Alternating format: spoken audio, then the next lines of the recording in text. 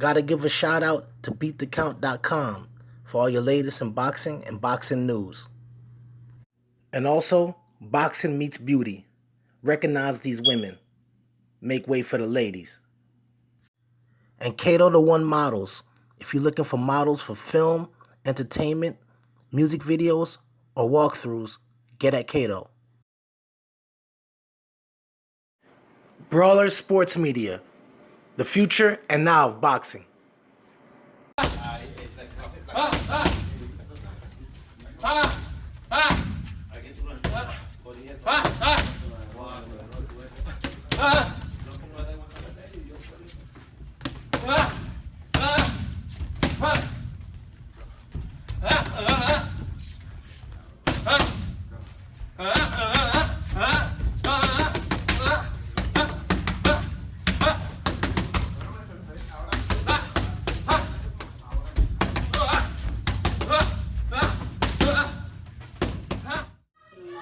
Now to the women's middleweight division.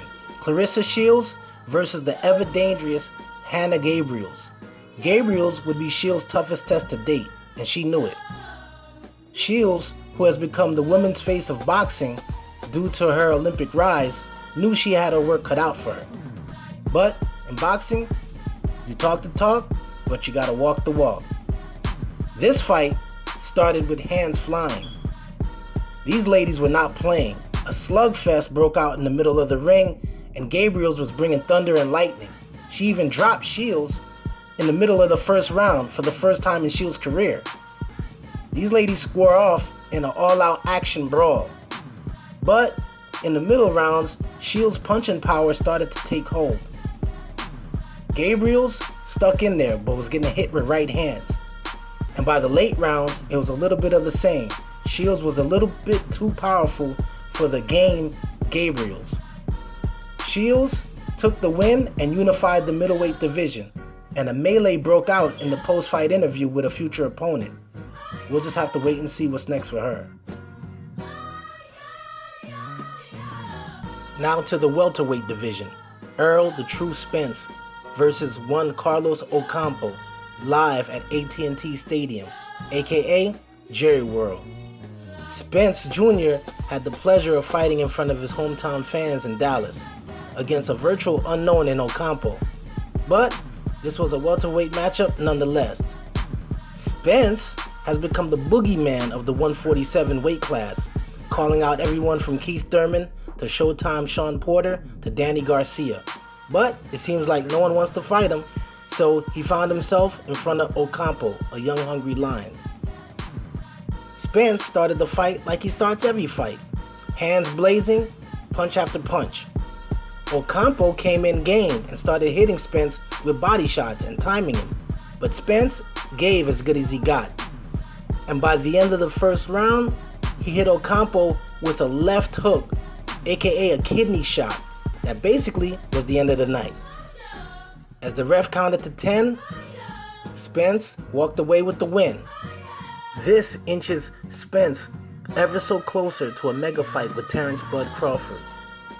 He sold a lot of tickets to AT&T Stadium, as he's seen here with Jerry Jones. This might be the start of a beautiful marriage. What's next for the champion? Only time will tell.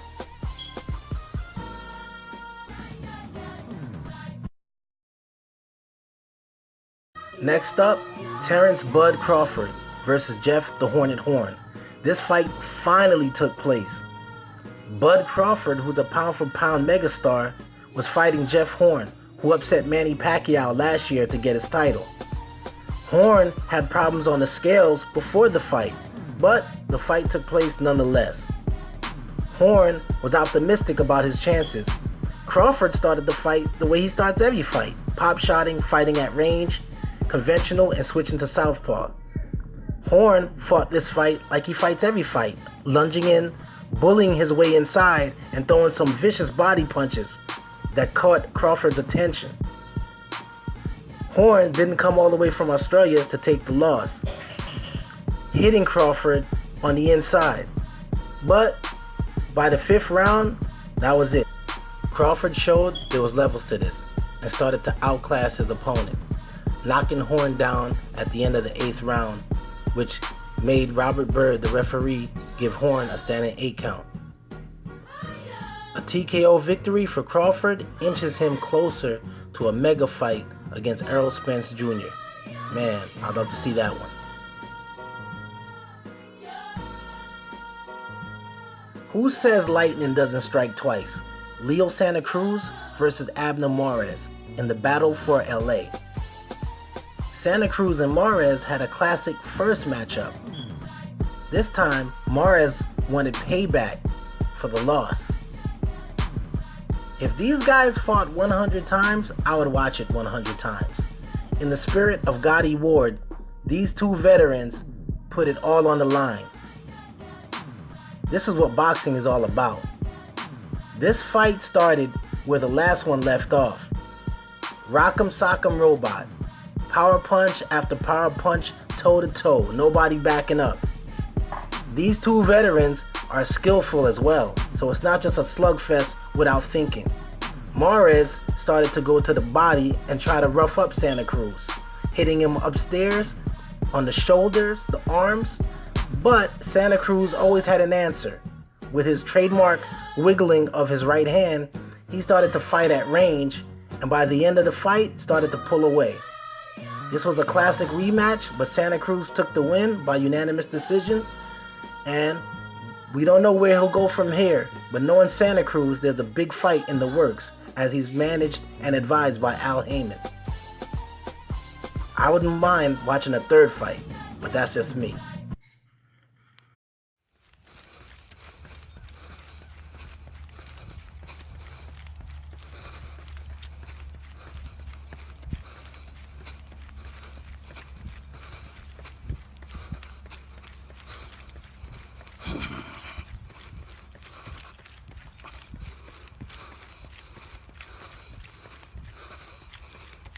Sing.